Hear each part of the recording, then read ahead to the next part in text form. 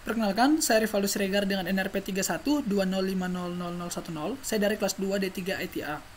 Nah, pada kesempatan kali ini saya akan mempresentasikan atau menjelaskan bagaimana proses konfigurasi NAT untuk IP versi 4 pada paket tracer. Nah, presentasi saya kali ini untuk memenuhi mata kuliah praktikum konsep jaringan. Nah, jadi langsung saja kita masuk ke Cisco paket tracernya. Di sebelah kanan saya itu ada PT Activity, dan di sebelah kiri saya itu ada topologi yang sudah disediakan, yang mana di dalam topologi tersebut itu kita diberikan 3 router, kemudian 3 switch, 2 buah PC, 1 buah server lokal PKA, dan di sini kita bisa perhatikan kita diberikan sebuah layanan yang mana merupakan layanan internet. Oke. Nah, di dalam addressing table ini kita akan pada kasus kali ini kita akan konfigurasi dynamic NAT dengan PAT. Lalu kita juga akan lakukan konfigurasi static NAT.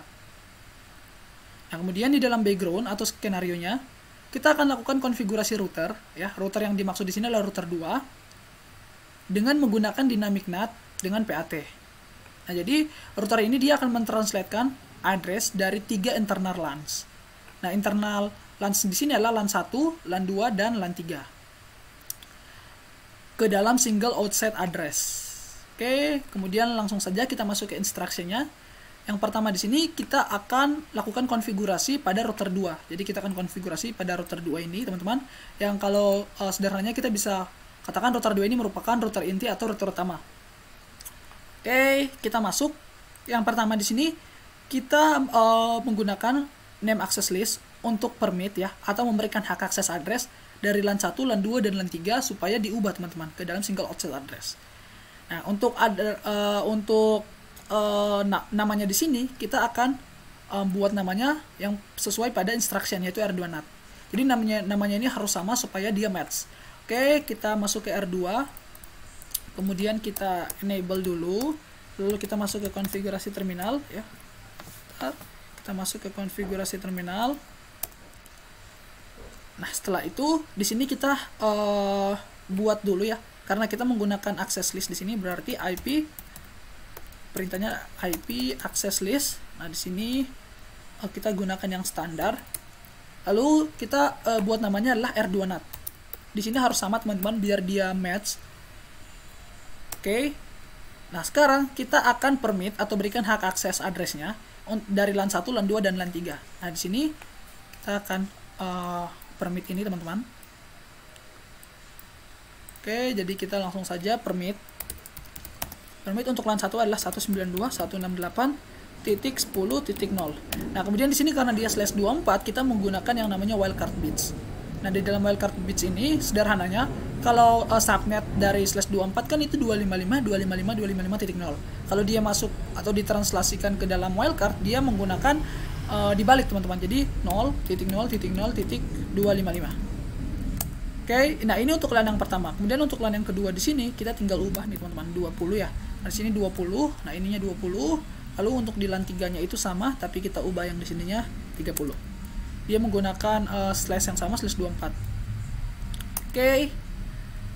Nah, setelah itu ini yang pertama kita sudah buat namanya, kemudian kita sudah akses juga permit IP dari LAN 1, LAN 2, LAN 3.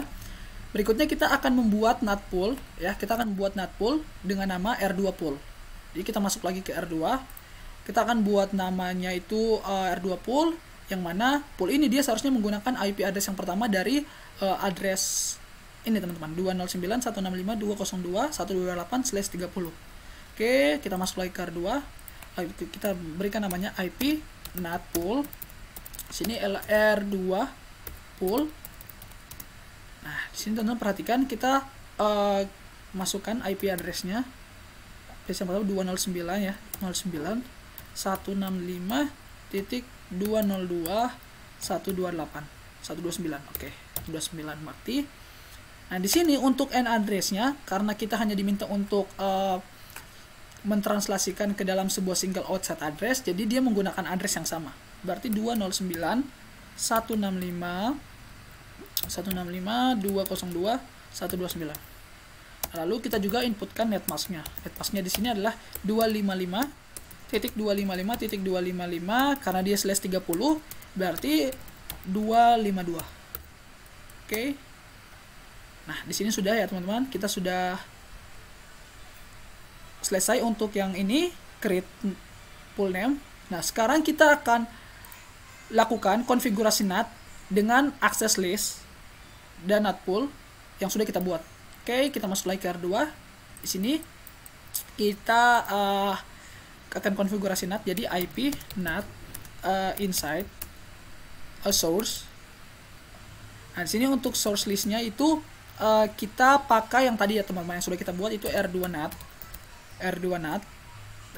Kemudian poolnya kita masukkan yang tadi juga R2 pool yang sudah kita buat, R2 pool. Nah, seperti ini. Lalu kita overload. Oke, sudah. Ini kita sudah konfigurasi NAT dengan access list dan juga NAT poolnya tadi.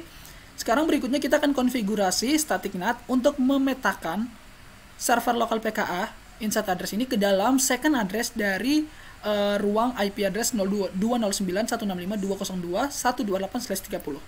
Jadi kita buat IP, kita akan konfigurasi static NAT. Jadi IP NAT inside. Dan di sini dia source-nya adalah static karena kita akan konfigurasi static NAT. Nah, di sini untuk inside address-nya, teman-teman saya perhatikan kita bisa gunakan IP yang sebenarnya sudah disediakan juga ya teman-teman. Di sini sudah dijelaskan di dalam topologinya.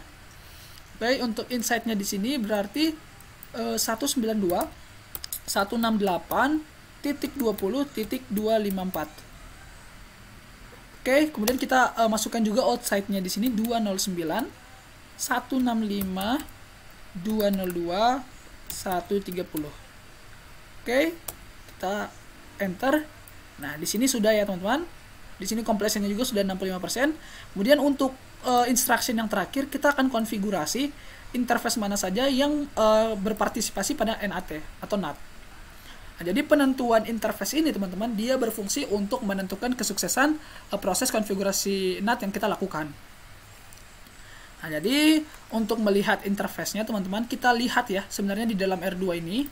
Di dalam R2 ini yang merupakan router utama atau router inti, kita sudah bisa lihat nih teman-teman mana keluaran interface yang berperan sebagai outside dan juga yang berperan sebagai inside. Nah, kalau di sini kita lihat itu untuk interface yang berperan sebagai outside, dia menggunakan interface serial 010. Kenapa? Karena dia menuju ke sini teman-teman. Dia menggunakan IP ini. Nah, lalu yang berperan sebagai inside adalah LAN 2, LAN 1 dan LAN 3. Jadi sekarang kita akan konfigurasi interface-nya teman-teman. Kita masuk lagi ke R2. Di sini kita lihat dulu R2 ini yang menuju ke LAN 2 itu dia menggunakan keluaran interface yang apa? Yang mana? Nah, sini kalau kita lihat dia menggunakan F00. Kalau dia menuju ke 192.168.20, berarti dia menuju ke LAN 2 kan? Dia menggunakan interface F00. Jadi di sini interface F00. Kemudian kita IP NAT inside. Dia berperan sebagai inside. Oke. Nah, kemudian kita lihat lagi nih teman-teman. Yang berperan sebagai inside yang menuju ke LAN 1 itu dia menggunakan keluaran interface apa? Nah, di sini itu dia menggunakan serial 000. Jadi kita buat lagi interface SE000. Nah, ini itu dia berperan sebagai inside. Nah, berarti IP NAT inside. Oke. Nah, selanjutnya kita lihat teman-teman untuk yang menuju ke LAN 3 itu dia menggunakan keluaran interface serial 001 yang berperan juga sebagai inside. Serial 001 yang berperan sebagai IP NAT inside. Nah, kemudian yang terakhir di sini dia menuju ke outside ya teman-teman. Berarti untuk keluaran interface yang berperan sebagai outside dia menggunakan serial 010. Nah, di sini teman-teman bisa perhatikan ya, untuk 010 ini dia menuju IP 209.165.200.255/27. Nah, berarti dia menggunakan ini kita interface serial 010. Dia berperan sebagai IP NAT outside. Nah, di sini untuk completion-nya sudah 100% teman-teman, yang mana berarti ini kita sudah berhasil untuk melakukan konfigurasi pada topologi secara sukses. 100% sudah berhasil. Nah, kita bisa tes menggunakan PDU ini teman-teman untuk lihat simple PDU apakah dia berhasil untuk mengirimkan pesan dari PC1. Kita coba PC1 ke router 1. Nah, di sini dia sudah successful. Lalu kemudian kita dari PC1 ke R2 juga dia sudah successful. Lalu PC1 ke lokal PKA juga dia sudah successful di sini. Oke. Lalu di sini PC1 ke outside PC dia sudah successful juga. Oke. Lalu PC1 ke PC2 juga dia sudah successful. Ini berarti untuk menggunakan simple PDU untuk dari PC1 ke semua PC itu sudah berhasil, teman-teman. Dan juga ke server itu sudah berhasil.